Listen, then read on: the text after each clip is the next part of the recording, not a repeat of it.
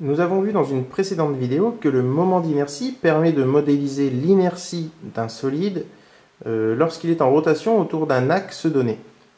Maintenant, ce qui serait pratique, c'est d'avoir un outil qui généralise cette notion pour pouvoir exprimer le moment d'inertie en fonction de différents axes. Pour cela, il y a un outil qui existe, c'est la matrice d'inertie. Et donc on va parler de la matrice d'inertie d'un certain solide en un certain point. En rotation autour d'un axe quelconque ou variable, comment je vais modéliser l'inertie de manière générale? Je vais utiliser le moment d'inertie parce que c'est en rotation, mais ce moment d'inertie il dépend du solide bien évidemment et de l'axe, c'est-à-dire du point par lequel passe mon axe et de la direction. On a vu que la direction ne suffisait pas avec l'exemple de la bouteille. Si je cherche à faire tourner ma bouteille en son centre ou au pied de la bouteille, ce n'est pas la même difficulté. Donc le point change la difficulté de mise en rotation. La direction, c'est une évidence aussi. Donc quelle est la solution? La solution, ça va être d'utiliser une matrice pour représenter les propriétés inertielles, suivant les différentes directions, mais pour un point donné et pour un solide donné. La définition de cette matrice d'inertie, vous avez la démonstration en annexe de votre polycopier de cours, c'est la suivante. On va être vigilant sur quoi? Sur la notation. La matrice d'inertie du solide S au point O exprimée dans la base B. Exprimée dans la base B, nous allons voir pourquoi c'est important de dire dans quelle base je parle. Ce sera égal à l'intégrale sur S de y carré plus z carré dm pour le terme qu'on appelle A, intégrale sur S de x carré plus z carré dm pour le terme B, et l'intégrale sur S de x carré plus y carré dm suivant C. Et vous avez ensuite les produits d'inertie qui sont là. Je vous laisse regarder la structure. Ce qui m'intéresse particulièrement, c'est la diagonale ici, c'est-à-dire cette diagonale qui représente ce qu'on appelle les moments d'inertie A, B et C. Vous voyez, A, B et C. Tandis que nous avons les produits d'inertie D, E et F qui se trouvent ici, en rouge. Moins D, moins E, moins F. Moins D, moins E, moins F. Si vous cherchez à vous en rappeler, vous vous dites je descends, A, B, C, puis je remonte D, E, F. Je boucle. A, B, C, D, E, F. Je boucle. Quelle est l'idée de ces termes? C'est de représenter la répartition de la matière autour d'un axe donné. Par exemple, ici, je veux représenter la répartition de la matière autour de mon axe X. J'avais du intégral de d carré dm lorsque je parlais du moment d'inertie. Ici, d carré correspondra à y carré plus z carré. Il suffit de faire le théorème de Pythagore pour s'en convaincre. Ainsi, les moments d'inertie vont représenter A, B et C, respectivement la difficulté à mettre en rotation notre solide suivant l'axe OX, OY ou OZ, et les produits, eux, seront représentatifs de l'asymétrie du système. Nous allons en reparler plus loin. Maintenant, comment je passe d'une matrice au moment d'inertie de mon solide par rapport à une droite donnée? Eh bien, pour déterminer le moment d'inertie pour une droite delta de vecteur directeur U du solide S, et cette droite delta passe par O, je vais simplement appliquer ma matrice I de OS au vecteur U et faire le produit scalaire du vecteur obtenu ici avec le vecteur U lui-même. Alors attention, vecteur unitaire U et la matrice doivent être exprimés tous les deux dans la même base, bien évidemment. C'est pour ça qu'il est important de préciser lorsqu'on écrit une matrice dans quelle base on l'exprime. De même, la matrice dépend aussi du point d'expression. Si je souhaite changer le point d'expression, je dois alors utiliser le théorème de Huygens. Ce théorème que nous allons voir à partir de maintenant. Le théorème de Huygens généralisé, c'est celui qui couvrira tous les cas de figure à coup sûr. Lequel est-il? On appelle OG la distance entre le vecteur entre le point O et le centre d'inertie G du solide. Et on me donne pour coordonnées dans la base B, XG, YG, ZG. J'aurai la relation suivante pour le théorème de Huygens. La matrice d'inertie en O du solide S dans la base B sera égale à la matrice d'inertie en G du solide S dans la base B plus la masse du solide fois cette matrice de changement de point, ou matrice de Huygens, peu importe, on n'est pas obligé de lui donner un nom. Et vous voyez, on retrouve une forme très proche de l'expression de la matrice d'inertie initiale. C'est-à-dire que je retrouve pour xg, je retrouve yg carré plus zg carré. Pour l'axe des y, j'ai xg carré plus zg carré. Et pour l'axe des z, j'ai xg carré plus yg carré. C'est-à-dire que sur la diagonale, je suis dans la colonne des x, je n'ai pas de x carré. Je suis dans la colonne des y, je n'ai pas de y carré.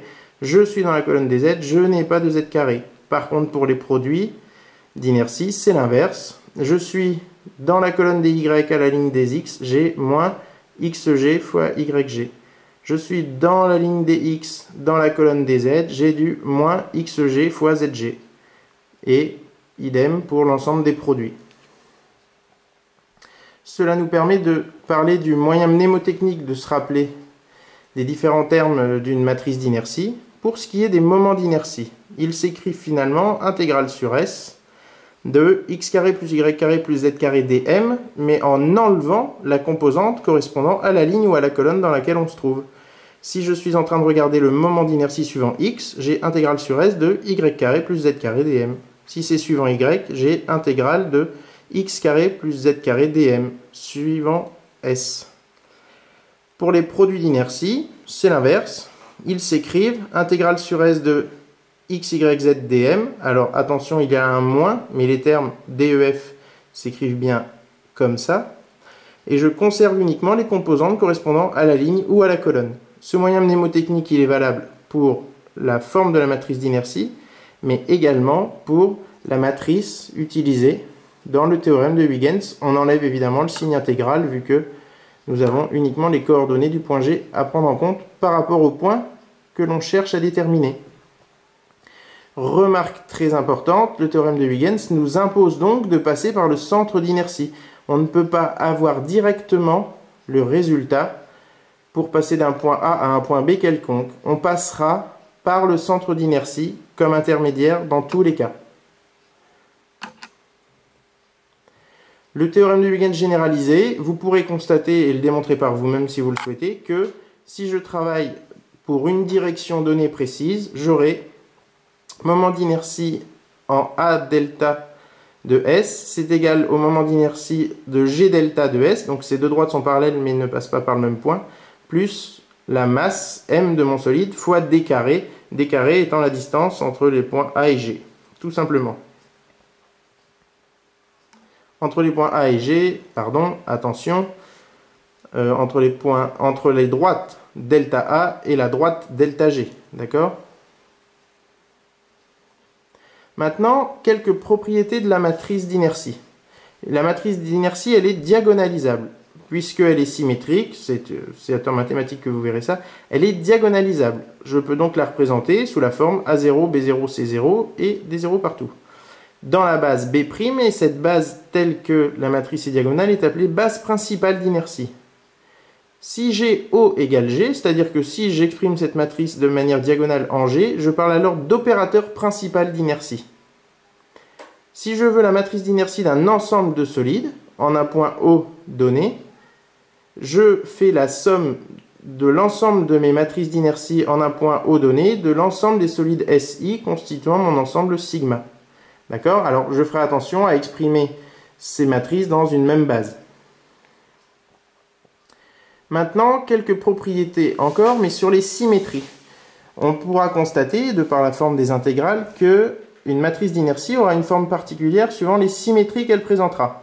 Par exemple, si elle présente un plan de symétrie matérielle, alors j'ai deux produits qui vont devenir nuls.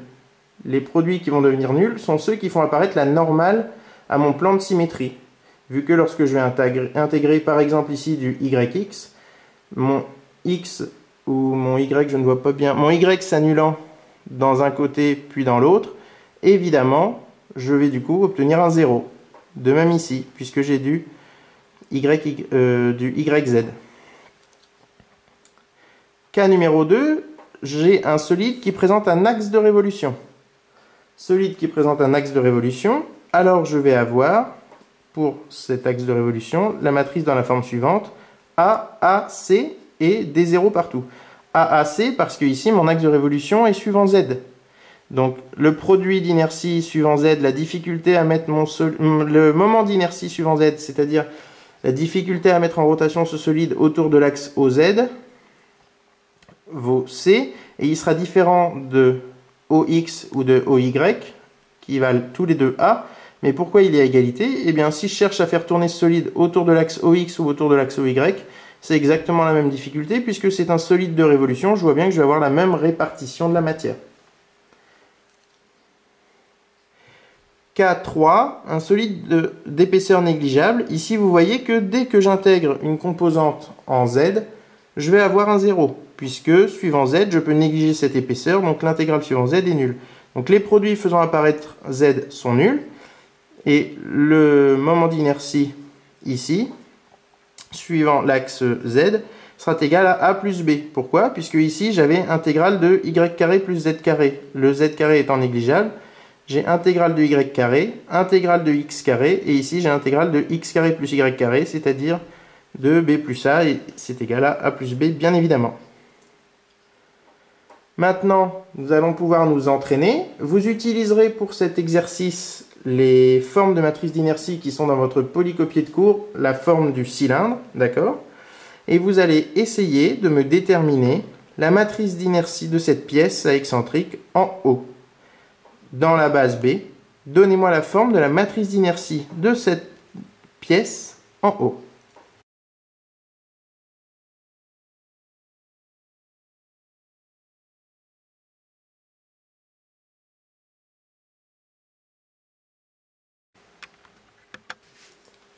Alors, essayons de déterminer la matrice d'inertie de ce solide.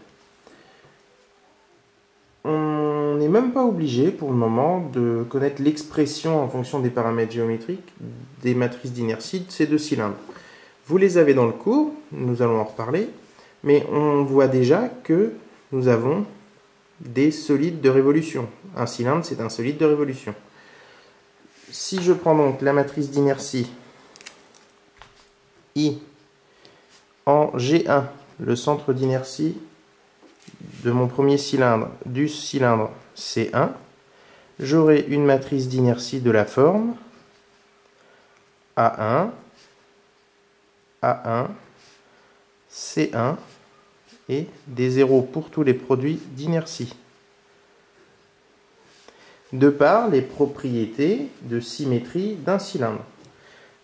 J'exprime cela dans la base, disons B1 associé à notre cylindre 1, pour être sûr que cette forme reste la même, même si le cylindre venait à tourner. J'exprime dans la base associée au cylindre pour être sûr qu'il n'y ait pas de variation. Et donc, si vous regardez dans votre polycopier de cours, vous verrez qu'on a la forme des termes suivantes. Pour A1, on a M1 facteur de petit r carré sur 4 plus grand h carré sur 12.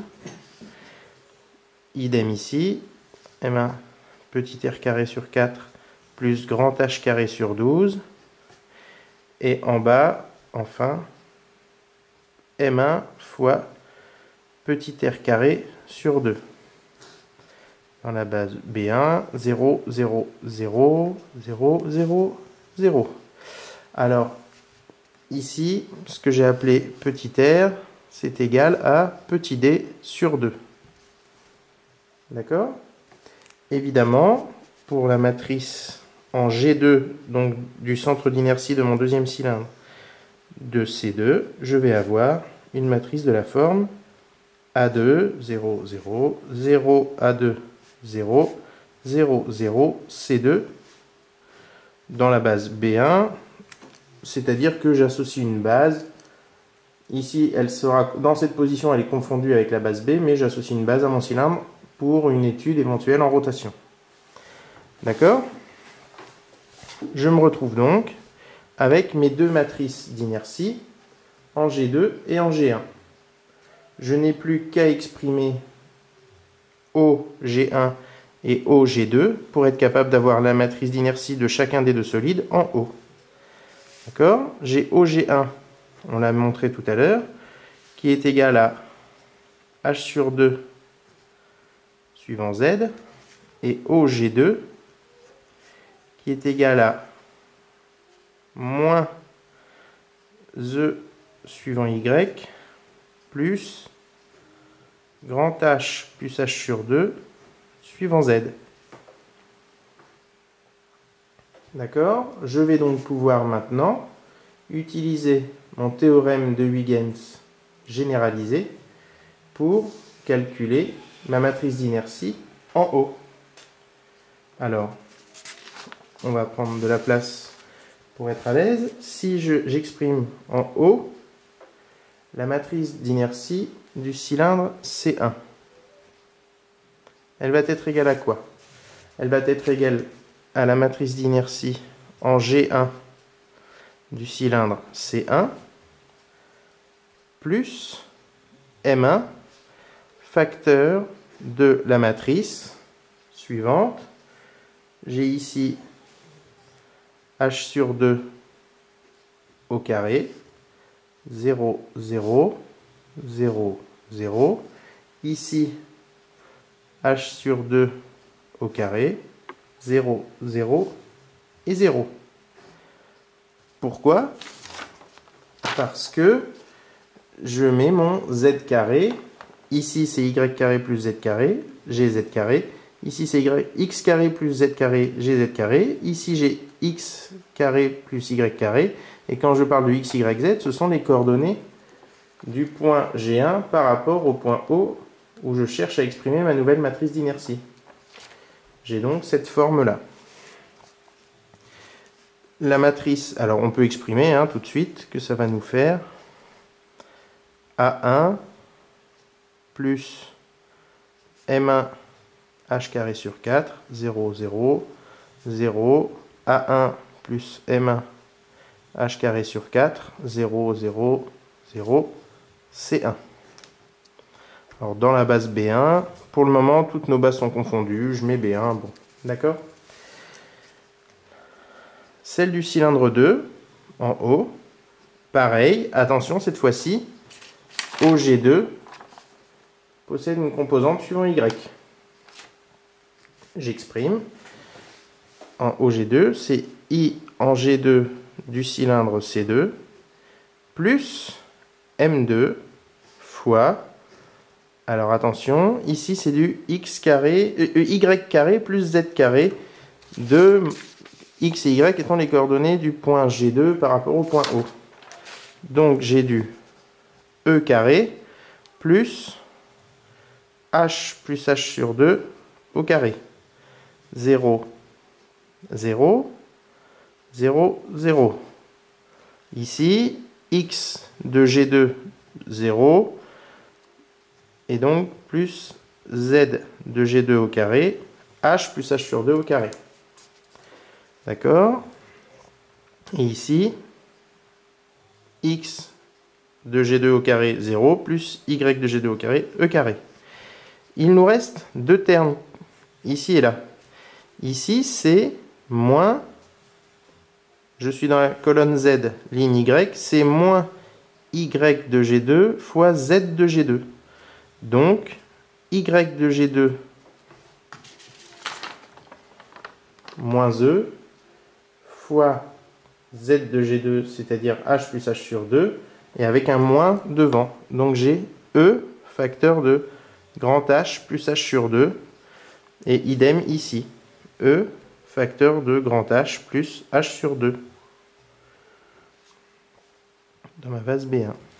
Et donc au final, la matrice d'inertie de l'ensemble de mon solide, donc ce solide-là plus ce solide-là ramené au point O, je vais avoir les matrices d'inertie suivantes. I en haut de ce que je vais appeler sigma, avec sigma égale le cylindre 1 plus le cylindre 2. Ça va me donner quoi donc?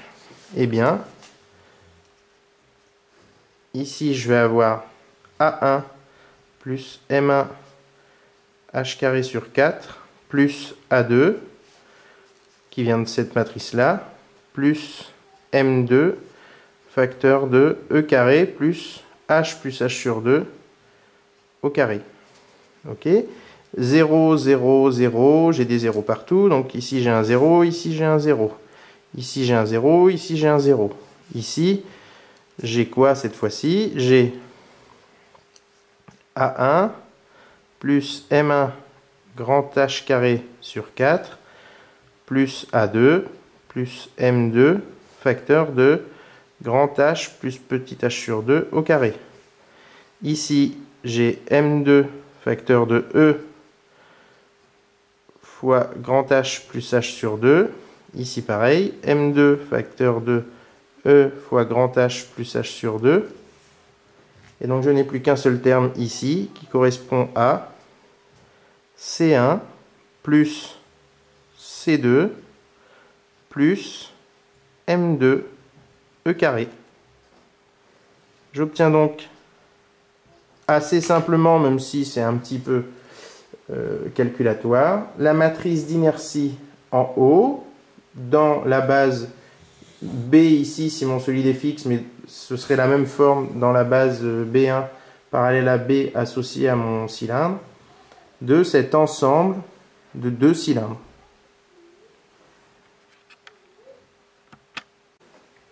Une petite remarque complémentaire concernant le résultat que nous venons d'établir. Vous voyez que la forme de la matrice peut se retrouver assez lourde à rédiger. Et déjà ici, nous avons utilisé les notations A1, A2 et nous n'avons pas mis les expressions. De même pour M1 et M2. Il n'y a pas de problème particulier à imaginer d'écrire que nous avons I en haut de sigma serait égal à, et on peut mettre un A0 sigma, B0 sigma, excusez-moi, C0 sigma, moins D0 sigma, moins E O sigma, moins F O sigma. Évidemment, ici, pareil en symétrique, hein, moins F O sigma, moins E en haut de sigma, moins D en haut de sigma, dans la base B1, et d'indiquer en dessous la valeur de chacun des termes. A en haut de sigma serait égal à, ici, A1 plus A2 plus M1 facteur de grand H sur 4 plus M2 facteur de E carré plus H sur 2 au carré. Ce que je veux dire par là, c'est qu'on peut très bien rédiger à l'extérieur de notre matrice finale l'expression des termes pour ensuite se ramener à l'utilisation de termes simples dans nos calculs.